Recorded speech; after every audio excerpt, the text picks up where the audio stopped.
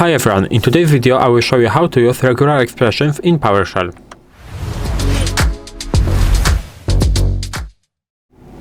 So let's start the video. As I said before, in the video you will learn how to use regular expressions with PowerShell, and we can start with the basic regular expression examples that we call match. So what we can do with minus match? With minus match we can check if the strings contains digits. And now, for example, we can check if the string contains digits. So we can use something like this. I will create a string that we will, for example, store something like this inside of it. So we are creating string text, and inside of the string, basically we are storing the user123 value. And now we can do something like this. So match for text and minus match, and we can do quotes, \d and plus. What we are doing by this? We are checking if the string contains digits, and this \d and plus means one or more digits. So as you can see, if this string contains one or more digits, as you can see, it is true because we have 1, 2, 3, we have digits, so we are printing true. If I will do, for example, text, for example, user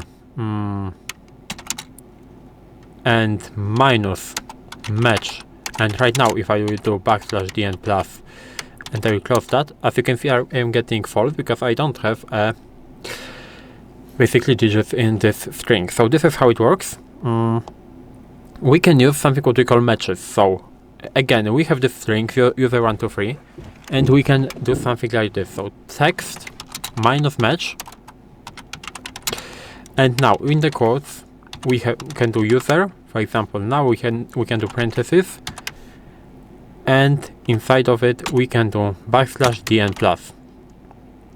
And by doing this we can print matches, and as you can see, matches store this matches variable stores the result. So matches 1 contains the captured group from there, and we can extract the value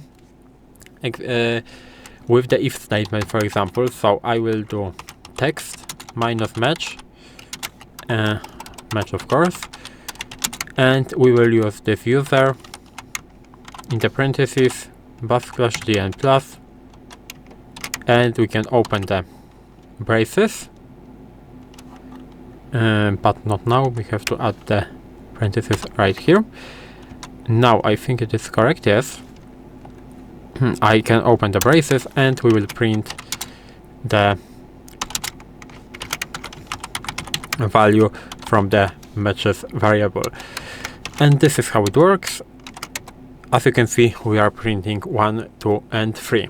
Now another example, but with the other regular expression, that is replace. So we can replace, for example, a text by using something like this. So we will use replace regular expression, and we will replace only the digits with the value of number.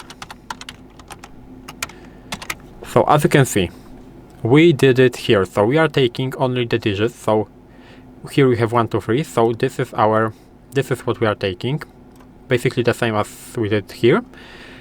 And we are replacing this thing with numbers. So I will press enter.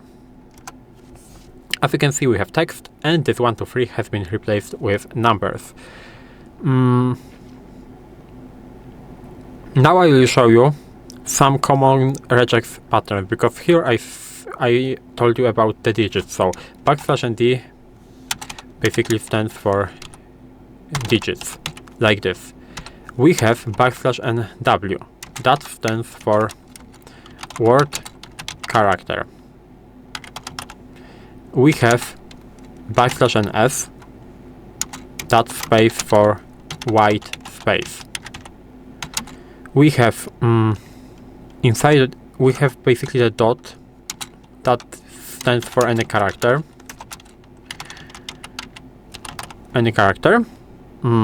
We can do something like this. So start stands for start of the string, and we can do end, and $sign, that stands for end of the string. So this is, I think, the most common regex patterns that you can learn that are really simple. And the last thing that we will test is the match command and the case sensitivity of match command. So we can test it like this. So test and minus match. And now we will use test, but all in the lowercase.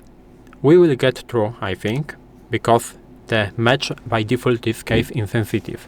So it doesn't really matter. We can also do something like this. So test all in the uppercase.